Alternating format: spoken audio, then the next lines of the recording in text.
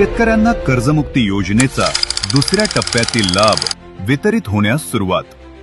पुण्यश्लोक अहिल्यादेवी होळकर शेतकरी कर्जमुक्ती योजना 2026 अंतर्गत आज दुसऱ्या टप्प्यातील 6,36,036 पात्र शेतकऱ्यांना 5,086 कोटी रुपयांच्या कर्जमुक्तीचा लाभ देण्यात येत आहे।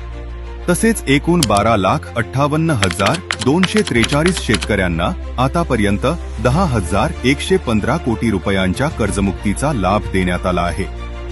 पात्र शेतकऱ्यांना लाभ वितरणाची प्रक्रिया सुरू असून लाभार्थींची संख्या सातत्याने अद्ययावत होत आहे।